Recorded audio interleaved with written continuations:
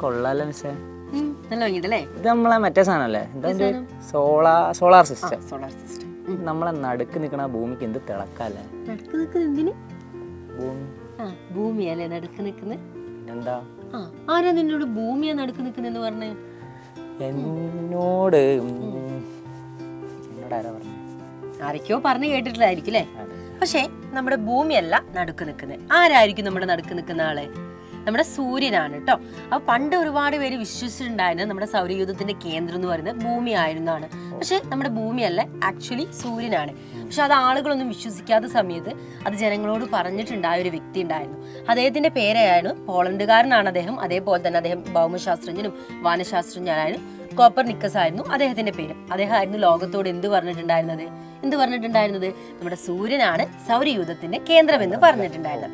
അപ്പൊ ഈ സൂര്യൻ, അതായത് നേരത്തെ കണ്ടതിൽ ഒരുപാട് ഗ്രഹങ്ങൾ ഇങ്ങനെ ചുറ്റിപ്പറ്റിക്കൊണ്ടിരിക്കുന്നല്ലേ, ഈ ഗ്രഹങ്ങളെ പേരൊക്കെ അറിയോ? ഒന്ന് രണ്ട് പേരെ ഞാൻ ഒരു ഫോട്ടോയിലൊക്കെ കണ്ടിട്ടുണ്ട്. ശുക്രനാണോ ആദ്യം വരുന്നത്? ശുക്രനല്ലേ? അല്ലേ? ആണോ? അപ്പം ഇവരെ പഠിക്കാൻ നമുക്കൊരു പാട്ട് പാടി പഠിച്ചാലോ? അപ്പം നമുക്ക് ഒരു പാട്ട് പാടി നമുക്ക് തുടങ്ങാം. കേൾക്കുമ്പോൾ കുറച്ച് ചൈനീസ് എന്നൊക്കെ തോന്നും, ചൈനീസോ ജാപ്പനീസോ ഒക്കെ തോന്നും. പക്ഷെ നമുക്കൊരു പാട്ട് പാടി പഠിക്കാം. അപ്പൊ എങ്ങനെ നമുക്ക് പാടാം? ഇവര് ഫസ്റ്റ് ലെറ്റേഴ്സ് വെച്ചിട്ട് നമുക്കൊരു പാട്ട് ഉണ്ടാക്കിയാലോ? നെപ്റ്റ്യൂൺ അടക്കം 8 ഗ്രഹം. അപ്പൊ എന്ത് മനസ്സിലായി? എത്ര ഗ്രഹം ഉണ്ട്? 8 ഗ്രഹമാണ്. അപ്പൊ ഭൂ എന്ന് പറയുന്ന ആരെയായിരിക്കും? ഭൂമി അല്ലെ? ഭൂമിയല്ല, ബുധനാണ് ആദ്യം വരുന്നത് കേട്ടോ. അപ്പൊ ബുധൻ, ശുക്രൻ, ഭൂമി, ചൊവ്വ, വ്യാഴം, ശനി, യുറാനസ്, നെപ്റ്റ്യൂൺ. അപ്പൊ എത്ര ഗ്രഹമാണ്?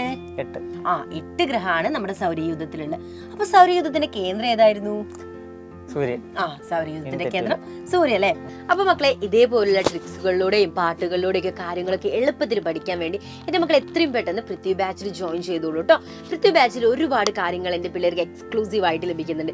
എന്തൊക്കെ കാര്യങ്ങളാണ്?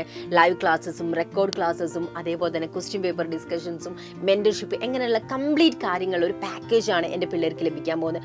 അപ്പൊ ഈ ഒരു പാക്കേജ് മൊത്തമായിട്ട് നോക്കുന്ന സമയത്ത് ഒരുപാട് ക്യാഷ് ആവുമെന്ന് തോന്നുന്നുണ്ടാവും അല്ലെ?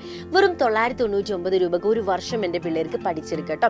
അപ്പൊ ഈ ഒരു കോഴ്സിനെ കുറിച്ച് കൂടുതൽ കാര്യങ്ങളൊക്കെ അറിയാൻ വേണ്ടി സ്ക്രീനിൽ കാണുന്ന നമ്പറിലേക്ക് കോൺടാക്ട് ചെയ്യാം. അപ്പൊ നമുക്ക് അടുത്ത വീഡിയോയിൽ അടുത്തൊരു കോണ്ടന്റ് ആയിട്ട് നമുക്ക് വീണ്ടും കണ്ടുമുട്ടാം. So by.